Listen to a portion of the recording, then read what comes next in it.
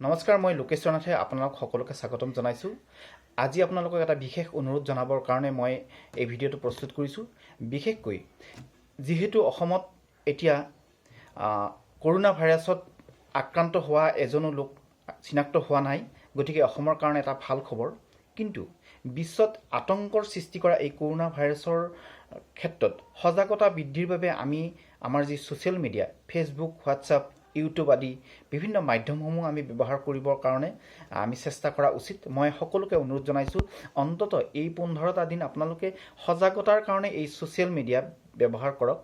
ব্যক্তিগত কিছু কথা থাকিব, যিহেতু এই ছ'চিয়েল মিডিয়া আপোনালোকৰ নিজৰ সুখ দুখৰ মনৰ ভাৱ আদান প্ৰদান কৰিব, কিন্তু এই মিডিয়াৰ জৰিয়তে, এই মাধ্যমটোৰ জৰিয়তে আমাৰ মানুহখিনিক সজাগ আৰু সচেতন কৰাৰ ক্ষেত্ৰত আপোনালোকৰ যথেষ্ট ভূমিকা থাকিব। আপোনালোকে এই ভূমিকা পালন কৰিবৰ কাৰণে মই সকলোকে অনুৰোধ জনাইছোঁ।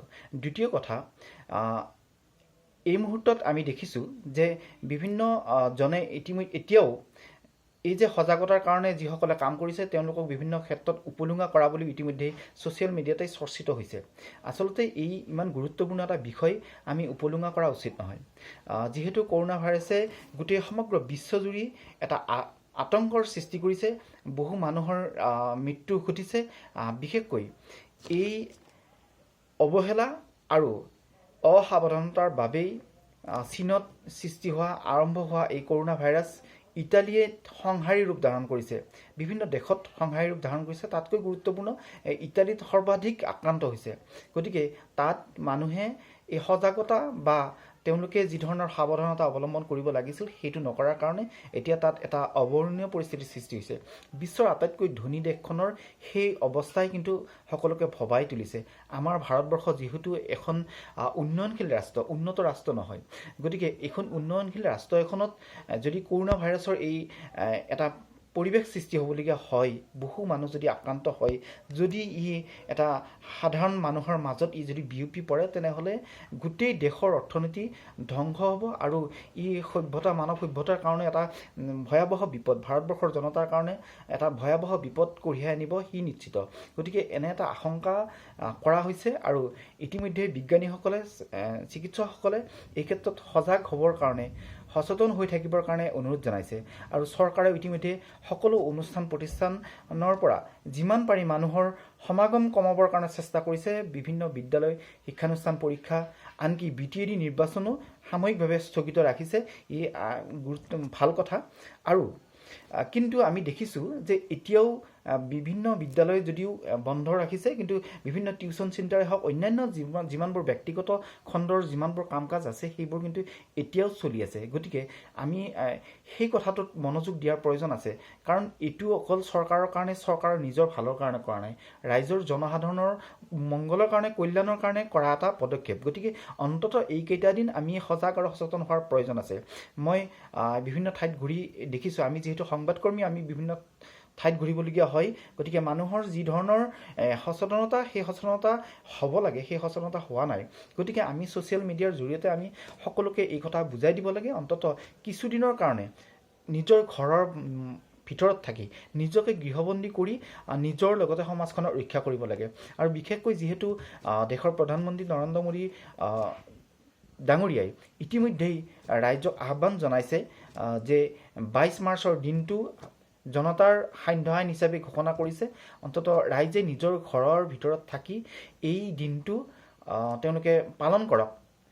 আৰু ইয়াৰ জৰিয়তে গুৰুত্বপূৰ্ণ কথাটো যে যিহেতু এই ভাইৰাছবিধে আমাৰ শৰীৰত প্ৰৱেশ কৰাৰ আগত যদি কোনো বিশেষ নিৰ্জীৱ স্থানত যদি সেই ভাইৰাছ থাকে, আমাৰ শৰীৰত প্ৰৱেশ নকৰাৰ অৱস্থাত কিন্তু 12 ঘণ্টা, সৰ্বাধিক 12 ঘণ্টা সি সক্ৰিয় হৈ থাকিব পাৰে আৰু তাৰপিছত সি মৃত্যু হয়। গতিকে এই নিৰ্দিষ্ট সময়খিনিত যদি আমি ইজনে আনজনৰ পৰা দূৰত থাকোঁ, ব্যৱসায় বাণিজ্যৰ পৰা আমি যথেষ্ট দূৰত যদি অৱস্থান কৰোঁ, আমাৰ হাতেৰে যদি আমি বহু বস্তু স্পৰ্শ নকৰোঁ, তেনেহ'লে ইয়াৰ মানুহৰ মাজৰ যিটো চেইন, সেই চেইনটো ধ্বংস হ'ব আৰু তাৰ পৰিপ্ৰেক্ষিতত আমি ইজনে আনজনৰ পৰা কিছু ৰক্ষা কৰিব পাৰিম। যদিও কিবা কাৰণত যদি সাধাৰণ মানুহৰ মাজলৈ ই সম্প্ৰসাৰিত হৈছেও, তেন্তে আমি বহু ক্ষেত্ৰত ইয়াৰ যি বহু মানুহ আক্ৰান্ত হোৱাৰ পৰা আমি ৰক্ষা পৰিব পাৰিম। গতিকে সেই ক্ষেত্ৰত আমি সজাগ হোৱাৰ প্ৰয়োজন আছে আৰু যিসমূহ ইতিমধ্যে স্বাস্থ্য বিভাগে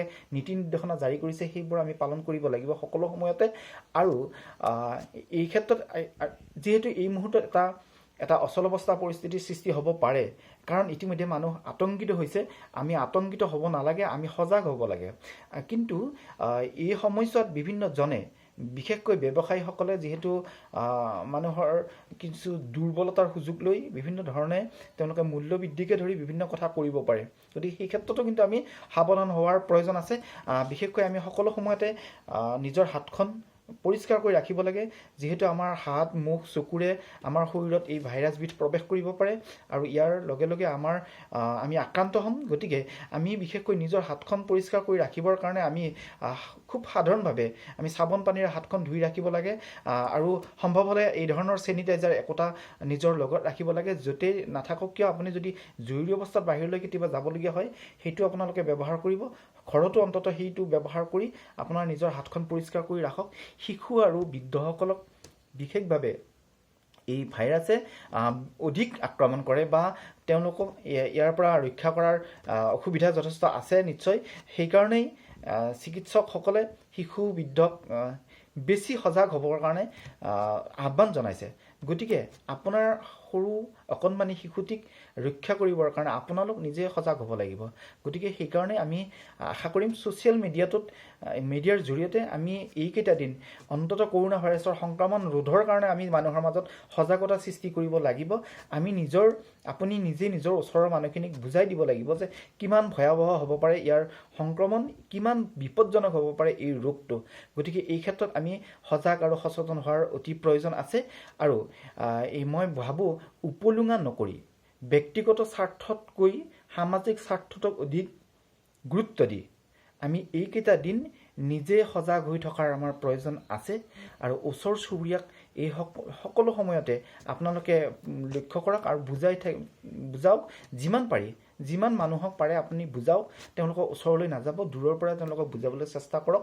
অন্ততঃ যাতে আমি অন্য দেশসমূহে কৰা ভুলৰ দৰে আমিও যাতে সেই ভুল কৰি আমি যাতে বিপদৰ সন্মুখীন হ'ব নালাগে, তাৰ কাৰণে আমি সজাগ আৰু সচেতন হোৱাৰ প্ৰয়োজন আছে।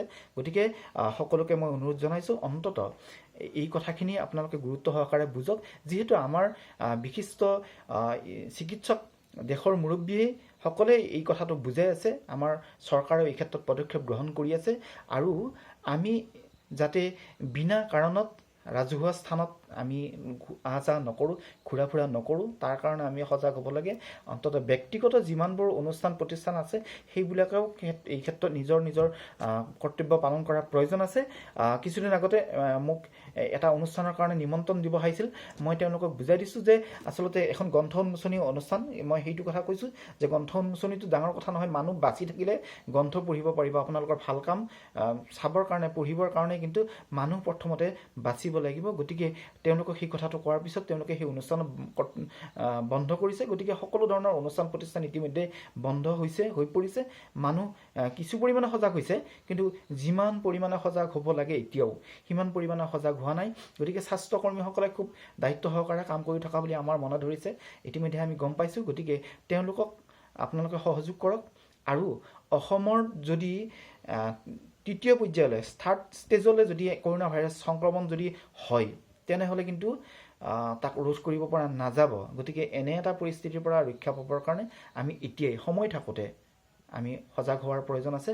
গতিকে সকলোকে মই আশা কৰিছোঁ সকলোৱে এই কথাখিনি উপলব্ধি কৰিব আৰু আপোনালোকে আপোনালোকৰ নিজৰ ভাষাৰে নিজৰ মানুহখিনিক বুজাবলৈ চেষ্টা কৰিব। ধন্যবাদ।